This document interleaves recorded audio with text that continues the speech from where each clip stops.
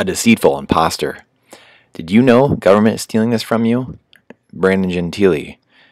Not everyone cares about money the same way, but the deceitful imposter, inflation, is stealing from all of us. Some believe money is the root of all evil. Some think it's the only thing that matters in the world.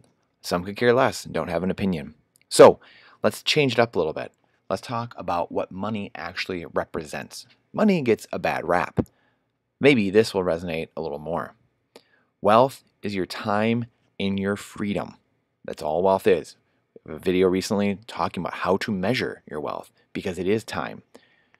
And just to recap, again, it's your monthly expenses, your savings, your assets you have, liquid saved up, divided by your monthly expenses. Whatever that equals is the amount of wealth that you have. So if you have $100,000 and your monthly expenses are $10,000, to not change your lifestyle, that would be 10 months to live, 10 months of wealth. Wealth equals your time and freedom. As Mike Maloney notes, money is just a tool for trading your time, a container for storing your economic energy until you are ready to deploy it. The whole world has been turned away from real money and has been fooled into using currency, a deceitful imposter that is silently stealing your two most valuable assets, your time and your freedom. And here is his first episode into the Hidden Secrets of Money, which is an absolutely incredible series. You have to watch this. One of the first things I watched when it came out nearly 10 years ago, and he started putting these out, and there's 10 episodes. And they are some of the most mind-blowing 30-minute documentaries you'll ever see and change the way you look at everything, the way you look at government, the way you look at your money, work.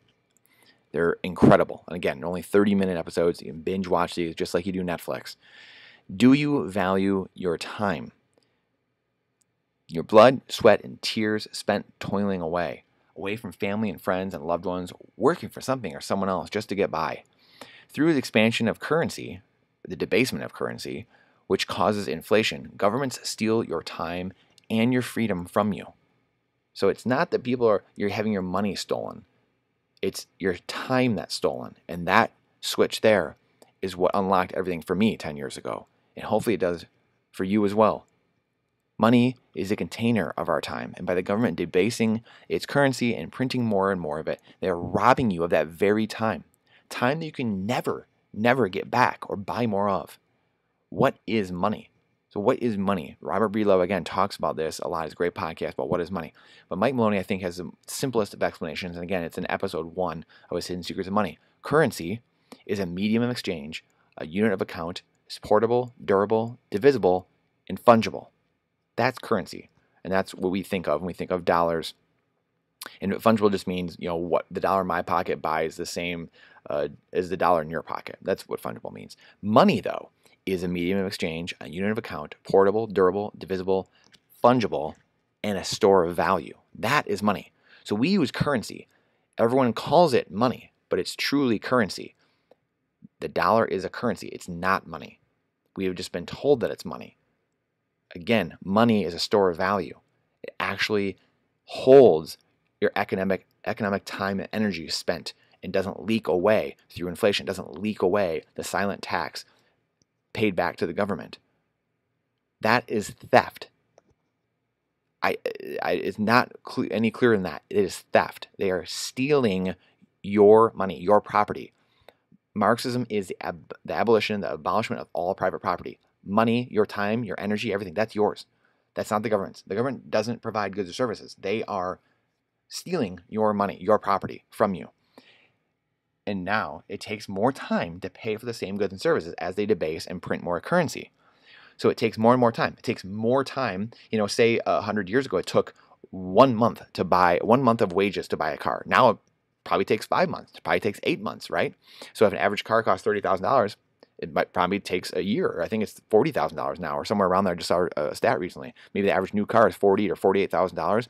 It might take the average person a year. So their whole wage, where before, let's see here, the average income was $1,730 for the year, but a new car was $1,860. So it only took you 6 months to buy a car. So average income was $10,000 down here, and a new car is $3,000. So you could actually buy 3 cars that year on your income. So again, it goes to show that now the average car being, we'll say $48,000, the medium wage is around that. They're very similar, obviously very close. I don't have the exact numbers in front of us, but it just shows you the inflation. The car is the only thing maybe that's changed out of this whole group of things, and this is how the government gets away with it. A car, they'll say, oh, it provides you better service and better utility now, but have these other things?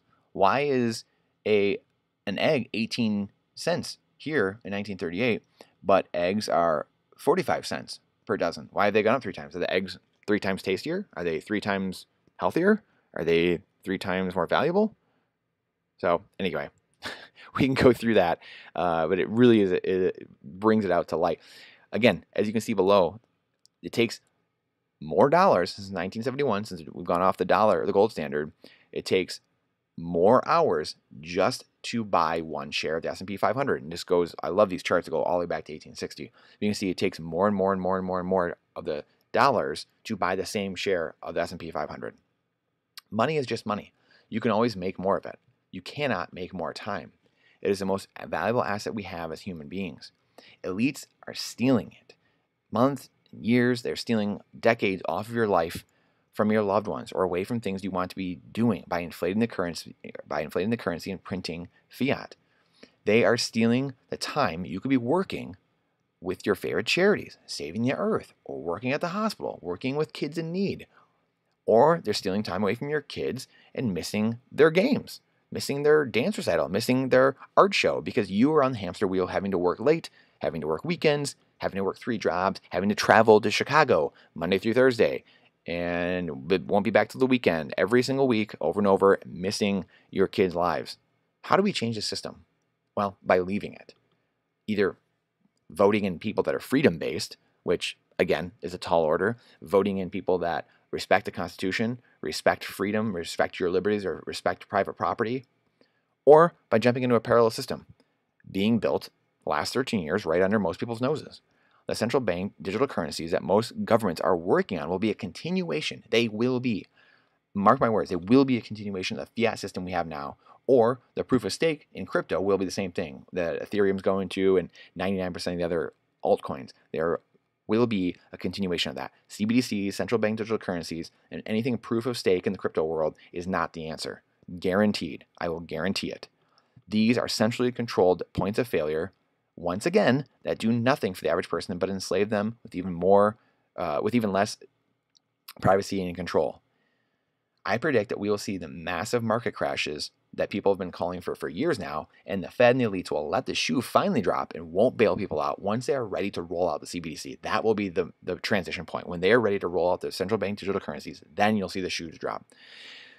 They think that will get the most people into their central bank digital currencies, which they might be right, because they're going to beg, borrow, and steal. They're going to bribe you to the hilt in order to get you into their spy coin. Guaranteed.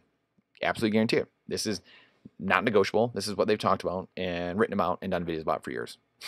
This is not me saying this. This is it seems crazy. I know.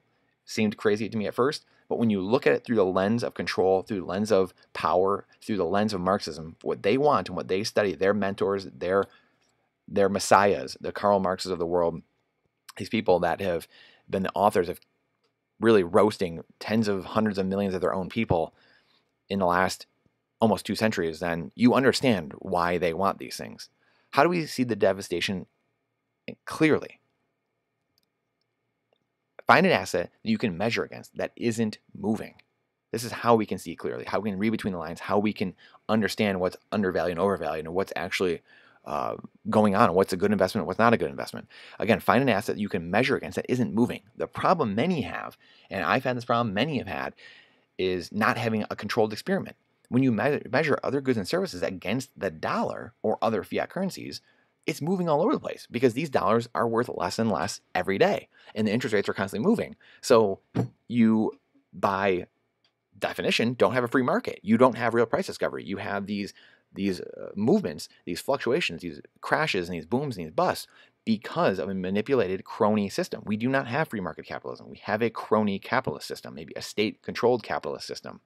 And again, here are the little And it goes to pictures of the 1938 cost of living versus 1971. And again, we showed a couple already, but let's look at, a movie ticket, $1.50 in 1971. What was a movie ticket? 25 cents. So it's gone up, what, 6 times? The movie 6 times different now? Like they didn't know what it was then. I guess maybe they've got better CGI, I guess. So maybe people can say that. I guess, gasoline, 10 cents per gallon. Now, then it's 40 cents per gallon 40 years later, 30 years later. So again, is it 4 times better? The stamp, again, we already went over that, right? So they're the same things, but they cost that much more. It's the same thing, but it takes that many more dollars to actually buy that. That's all it is. I always give the example of a Babe Ruth card. If you had one Babe Ruth card on this planet, and you owned it, and it was signed as a, whatever rookie card, but then Upper Deck came to you and said, hey, you know what? We're going to print 1 trillion more of those Upper Deck cards, and we're going to have Babe go sign those. You'd be like, whoa, whoa, whoa, whoa, whoa. Dude, this thing's worth $100 million. Why are you? No, that's going to destroy the value of my card. Yep, exactly. That's the dollar. Hey, you have the dollar. It's worth this much, but now we're going to print a trillion of them. Well, now it's not worth anything. That's monopoly money. Again, did the bacon and eggs get suddenly more valuable over time, suddenly more tasty? How can you measure a system with a moving currency? It's like trying to do a science experiment with multiple variables. When you measure everything against Bitcoin, now you have a controlled experiment that gives you accurate data because it's a finite system. Here we have the dollar measured in Bitcoin getting crushed over the last 13 years. So when you start inverting charts and start measuring things against each other, you can get a true picture of what's actually going on in the world. And this right here shows you the devastation of the dollar being printed, because Bitcoin is just an inverse of the dollar. And maybe the huge inflows we've seen in Bitcoin and the huge price appreciation is because it's been catching up for 100 years of price depreciation of the dollar and the dilution of the dollar. So maybe it's catching up, and maybe it won't go up as fast over time, but it's still going to keep going up. It's directly inverse to the printing of the currency. If you have been pricing your wealth in Bitcoin over the last 10 years, 10 plus years, you got infinitely wealthier. If you held dollars, you can't afford gas now. The ability is still there, and we are still in the first inning. We have a long, long, long, long, long way to go. Very few people worldwide still hold any true amounts of Bitcoin. So we are still early on, and there's still plenty of room on the vessel. And again, Bitcoin adoption is the most important thing. Even if you don't own Bitcoin, you will still stand to benefit because it will usurp power away from bad actors. That's what this is all about. It's about a new system and taking bad actors out and cutting them off at the knees so they cannot destroy your wealth. They cannot destroy your time. They cannot take that away from you. They can't freeze you out of the system. They can't freeze your accounts. Remember, that's the most interesting part of Bitcoin. Not the number go up technology, not that your life's getting cheaper each year. That's great. That's a reward for being in the system. But that's not the most interesting thing. The most interesting thing is what people go do with that time. What they go do with that energy. Do they solve, now that they're off the hamster wheel, they don't have to work all day, every day, or they don't have to work weekends. They don't have to work 3 jobs. Now, Rick on the corner, he might be able to go spend more time with his kids, and now his kids have a better life, and then they treat their families better, right? The knock-on effects, the ripple effects from this are amazing. It's the guy who's in med school, and now instead of working 2 other jobs to just pay for med school because it's so expensive, now he's actually studying 3 times as much, and he ends up solving the riddle to cancer or to different diseases. This is the knock-on effects. These are the ripple effects. We do not get the benefit of that in an inflationary system, in a fiat system, or a proof-of-stake system. We need a proof-of-work system, a system where work has to be spent in order to obtain. You have to go to the gym in order to look like a bodybuilder. You can look at someone's body and understand what kind of work they put in and put out. That's not debatable. That is what it is. And we in this world, we have gotten away from that. We have got into this entitlement proof of stake world. We need to get back to proof of work, putting in the work, and those that actually do the work and provide the utility, provide the goods and services, actually reap the rewards. And it's a level playing field. And those that just know the right people or born in the right family can't just usurp power from everyone else on Martha's Vineyard. I appreciate you guys. If you got something out of this, please share it. Please like, please comment. If you didn't like it, please dislike. Please tell me what you don't like. Please comment. But please like and subscribe if you like what we're doing here. And again, if you have a different direction we need to go, thoughts, questions, whatever, please comment. Please let us know. We appreciate your time and your energy. It's the most important thing we have. If you want to go see how to measure your wealth, and again, we talked about it here obviously a bit today, but if you want to go see how we measure their wealth, a little more of a breakdown in measuring your wealth and in how to actually do that, this is what is your wealth, this video, but how do you measure it? That's a couple videos back from last week or two. And again, we appreciate your time and energy. It's the most important asset we have. We look forward to seeing you on the next one.